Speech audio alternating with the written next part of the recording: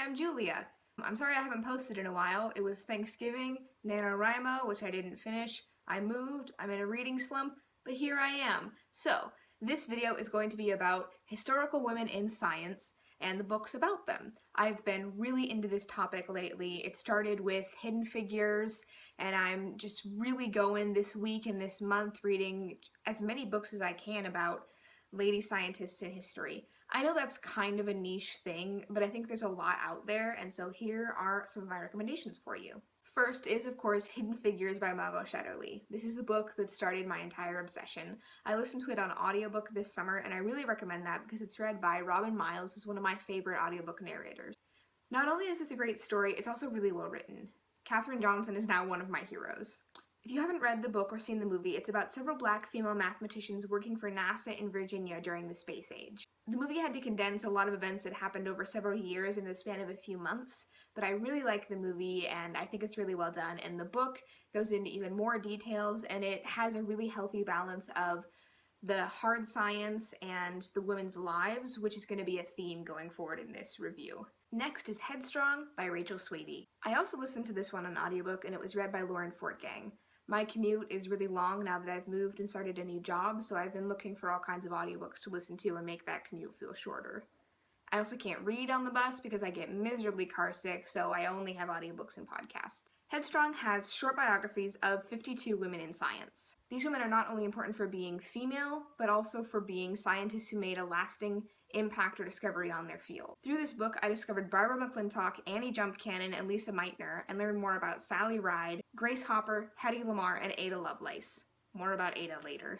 I kind of wish that I'd read it and gotten to see photographs or illustrations because as I was listening on the bus, I couldn't really tell who we were talking about sometimes because I would start in the middle of one biography and then pick it up the next day. But I found a hard copy of this in the library and it doesn't have photographs either, so maybe do some of your own research if you find a scientist that interests you.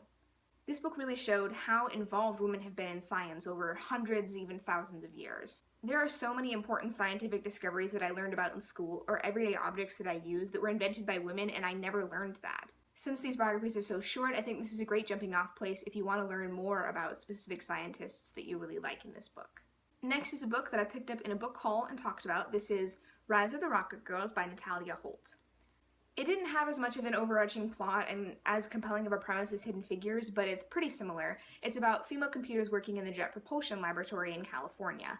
I learned more than I ever expected to at early computers, both the human and electronic kind. There are a lot of characters, and although Holt did a good job of introducing them, I still had to take notes. Next is The Glass Universe by Dava Sobel. I admit I haven't read this one yet, so I shouldn't technically be recommending it, but I'm really excited to read it.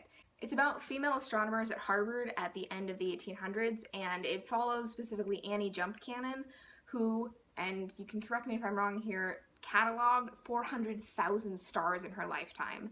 She could catalog about 3 a minute. Your fave could never. I might actually be starting reading this one today, so you might hear more about it later.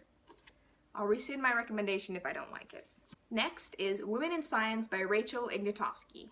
This is a children's book with short, fun biographies and beautiful illustrations.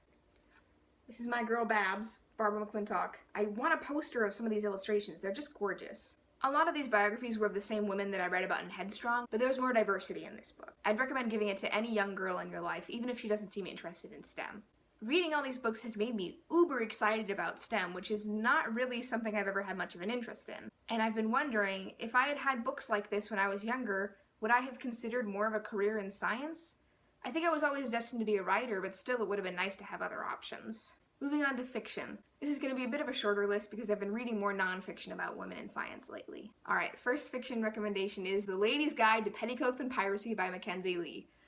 I did a car vlog of debatable quality wherein I reviewed this book, and I rambled on for several minutes about it because I liked it so much. It's a sequel to the smash hit The Gentleman's Guide to Vice and Virtue, and it follows that main character's younger sister, Felicity Montague.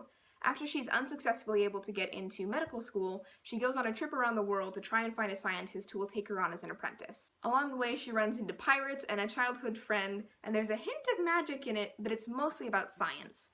Felicity's desire to become a doctor is writ into every line, and she is so determined and stubborn, but also awkward, and she has her flaws, which I love. I think characters should have flaws and not be like unproblematic paragons. They need to have flaws that they can work through, and Felicity definitely does. There's a lot to admire and a lot about her that she needs to change, which is understandable. She's only about 16. I just got it on audiobook and I'm probably gonna listen to that even though I just read the book like a month ago. Next is Remarkable Creatures by Tracy Chevalier. I just started this book and I haven't finished it yet. Sorry, I'm recommending another thing I haven't read. It's about paleontologist Mary Anning, who discovered the first plesiosaur and first ichthyosaur. Although she was frequently consulted by male geologists and paleontologists, and they studied a lot of the stuff that she found, she was never really recognized in her lifetime. This is a fictionalized account of her life because not a lot is known about her. It has a strong female friendship at the heart of it, which always gets me going. Tracy Chevalier has written a lot of critically acclaimed books like The Girl with the Pearl Earrings, so I'm really hoping this is going to be a good one. Last and best, I'm so excited, The Thrilling Adventures of Lovelace and Babbage by Sydney Padua. This is kind of a nebulous story in terms of fiction and nonfiction. It has extensive primary document research and like really long footnotes, but it's also a graphic novel about like steampunk alternate history.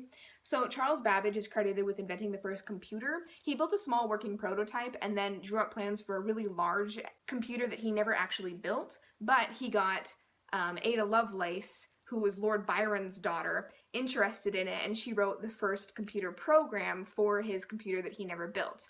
In this graphic novel, it's about an alternate history where he did build the computer, Ada Lovelace helped him, and they fight crime. They don't actually, but they were such interesting people that there's a lot to go on about them that is mostly true, and it's kind of an extrapolation of what might have happened. So I kind of considered putting it in nonfiction when I was first writing this video, but it's steampunk, so I had to put it in fiction.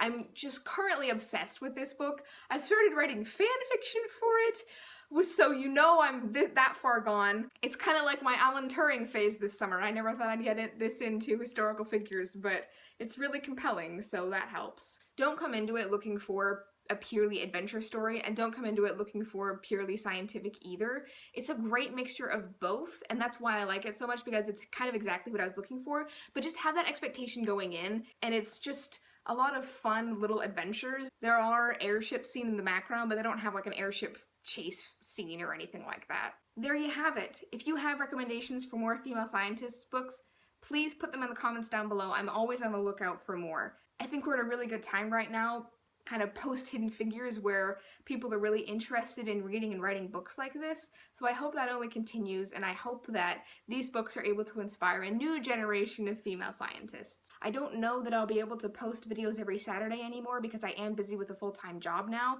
I'm going to try my hardest to post videos as often as possible, so thank you so much for watching, and I will see you next time, whenever that is.